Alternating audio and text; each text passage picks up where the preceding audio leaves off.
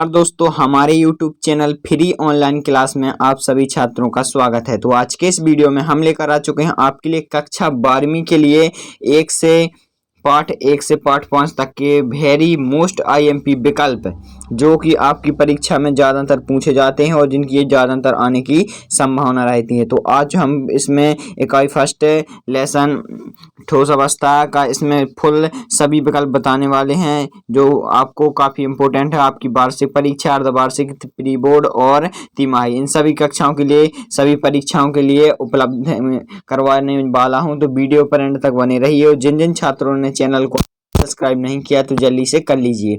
तो चलिए शुरू करते हैं। तो आपके लिए सबसे पहले इसमें पूछा गया था कि ठोस ठोस दो प्रकार के होते हैं। कितने प्रकार के होते हैं? ठोस अवस्था। तो उनके प्रकार कितने होते हैं? दो। पहला है क्रिस्टलीय ठोस, दूसरा है अक्रिस्टलीय ठोस। तो इन्हीं से इनके विकल्प पूछे जाते हैं, बनते हैं। तो चलिए इनके प्रश्न क्रमांक पहले की ओर चलते हैं जिनमें आपको विकल्प पूछे गए हैं। तो यह इनमें से भी जो आपको दिया गया है पूरे पाठ का सार इसमें भी आप पढ़ लीजिए, यह भी काफ़ी इम्पोर्टेंट है।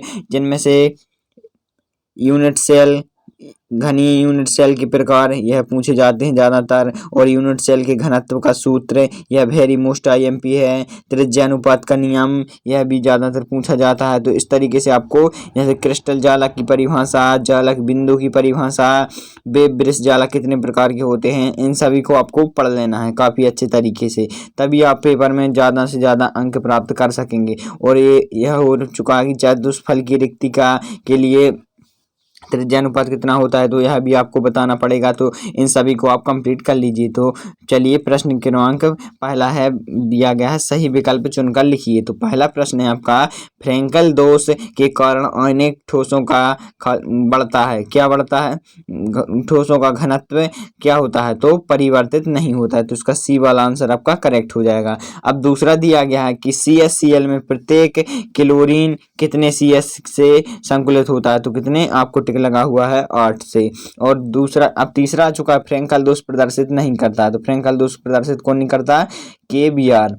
तो इस तरीके से आपको अब चौथा प्रश्न आ चुका है, चौथा भी। और पांचवा दिया गया है, विद्युत का सबसे अच्छा चालक है कौन है? तो इसका हो जाएगा ग्रेफाइट। तो यह सभी तो जानते हैं कि विद्युत का चालक होता है ग्रेफाइट, जो कि आपकी पेंसिल की नोक बनी होती है, जो कि शीश होती है आपकी, वह ग्रेफाइट की बनी होती है। और आपके लिए छठवां दिया है कि NaCl क्रिस्टल में किस प्रकार का बिंदु दोष पाया जाता है।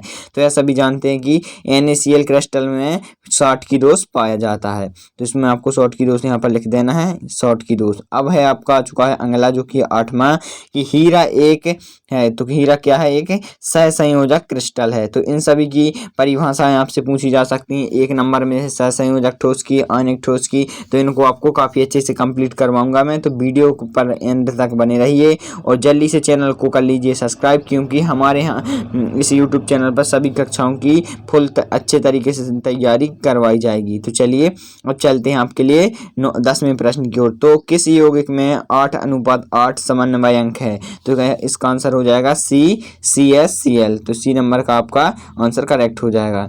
अब चलते हैं अगले प्रश्न की ओर, जो कि है 12वां, यूनिट सेल का घनत्व है। तो यूनिट सेल का घनत्व क्या होता है?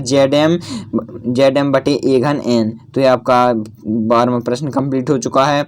अब चलते हैं अगले प्रश्न की ओर, जो कि है वेरी मोस्ट आईएमपी प्रश्न है कि निम्नलिखित में से कौन ब्रैग समीकरण है? तो ब्रैग समीकरण ए वाला 16वां नंबर का n लैम्डा बराबर 2d sin थीटा। तो यह आपको काफ़ी अच्छे से याद कर लेना है, ज़्यादा से ज़्यादा पूछा जाता है।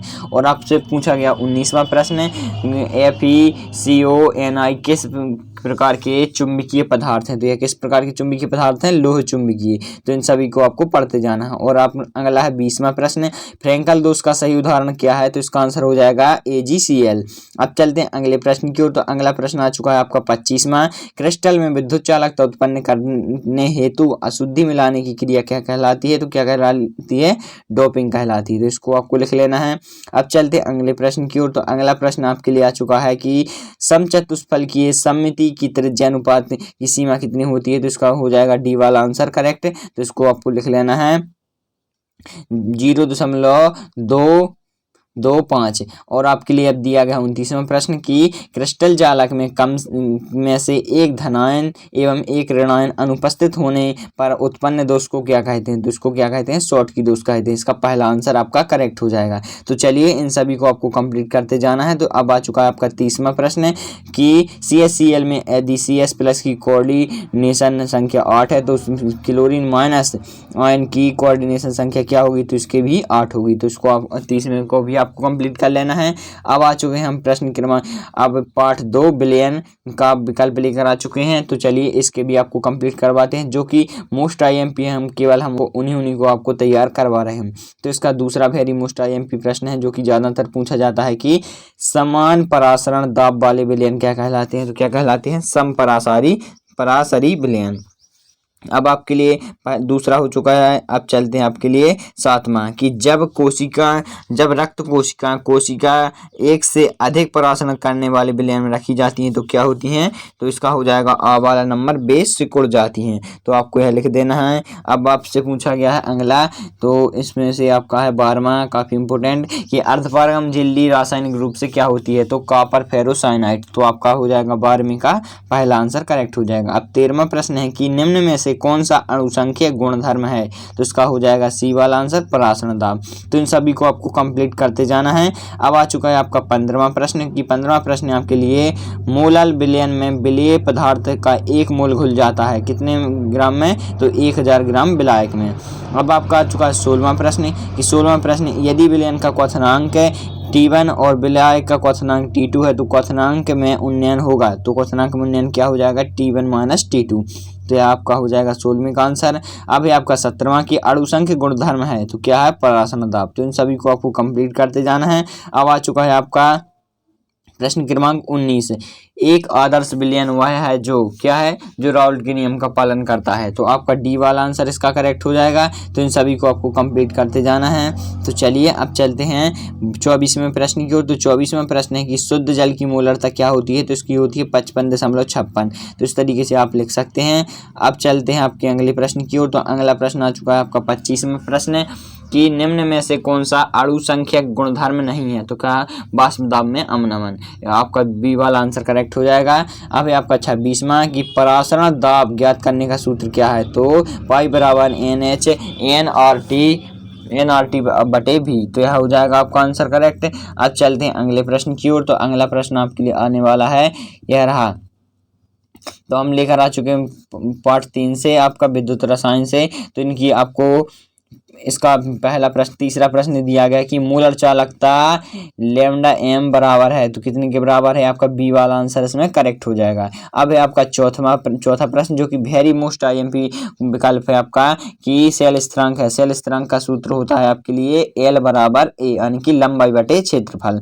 अब चलते हैं आपके अगले प्रश्न की ओर। तो अगला प्रश्न है आपका 10वां प्रश्न कि सेल स्थिरांक की इकाई क्या है? तो सेल स्थिरांक की इकाई क्या हो जाएगी कि क्योंकि लंबाई बटे क्षेत्रफल होता है तो लंबाई बटे क्षेत्रफल होता है तो एक लंबाई ऊपर जाती है तो इसका सेंटीमीटर माइनस आप इसका इकाई हो जाएगी। अब चलते हैं 11वें प्रश्न की ओर। तो 11वां प्रश्न है कि विशिष्ट चालकता की इकाई क्या है? तो इसका आंसर हो जाएगा आपका बी वाला आंसर इसका करेक्ट हो जाएगा। अब चलते हैं अगले प्रश्न की ओर। तो अगला प्रश्न आपका है 13 कि लोहे को संक्षारित होने से बचाने के लिए उस पर जिंक की परत चढ़ाना कहलाता है। तो क्या कहलाता है? गैल्वेनीकरण कहलाता है। तो आपको 13वें का आंसर ए वाला आंसर आपका करेक्ट हो जाएगा। तो चलिए अब चलते हैं अगले प्रश्न की ओर और है 16वां प्रश्न की अपचयन को कहते हैं। तो क्या कहते हैं? इलेक्ट्रॉनीकरण। तो इसका पहला हो जाएगा आपका 16वीं का पहला आंसर सही। अब है आपका 21वां कि लोहे में जंग लगने की प्रक्रिया क्या कहलाती है?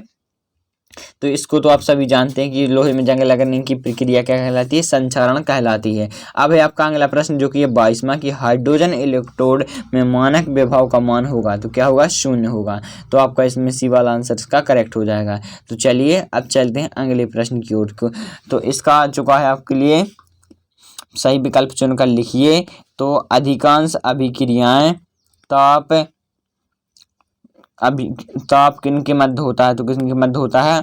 तो इसका हो जाएगा सी वाला आंसर आपका करेक्ट हो जाएगा। अब आपके लिए आ चुका है अगला जो कि है दूसरा प्रश्न। दूसरा प्रश्न प्रथम कोटि की अभिक्रिया के लिए हम आपके लिए अब 4 पार्ट लेकर आ चुके हैं अभिक्रिया की दर, तो इसका हम उसमें फुल सभी सही विकल्प बताने वाले हैं। तो चलिए इसका भी दूसरे का पहला वाला आंसर इसका सही हो जाएगा। अब तीसरा है आपके लिए, तीसरे का आंसर हो जाएगा आपका 16वां नंबर का करेक्ट हो जाएगा। यह प्रश्न काफ़ी महत्वपूर्ण है और मैंने आपके पिछले पेपरों को में से देख कर निकाले हैं, तो जल्दी से इनको आप कंप्लीट कर लीजिए। तो चलिए अब चलते हैं अगले प्रश्न की ओर। तो अगला प्रश्न आपके लिए 10वां प्रथम कोटि की अभिक्रिया के लिए विशिष्ट अभिक्रिया दर स्थिरांक निर्भर करता है। तो किस पर निर्भर करता है? डी वाला आंसर आपका हो जाएगा ताप पर। तो चलिए अब चलते हैं अगले प्रश्न की ओर। तो अगला प्रश्न आपका अर्हीनियस समीकरण है, तो इसका हो जाएगा के बराबर ए ई के ऊपर, यह ए लिखा हुआ है कि के बराबर, यहाँ पर लिखा है के बराबर ए ई के ऊपर माइनस के ई और है यहाँ पर एल और टी। तो इस तरीके से आपको लिख लेना है। तो चलिए अब चलते हैं अगले प्रश्न की ओर, जो कि है 22वां प्रश्न। प्रथम कोटि की अभिक्रिया के लिए वेग स्थिरांक की इकाई क्या होती है? तो इसकी होती है सेकेंड इनवर्स। तो आपको लिख देना है।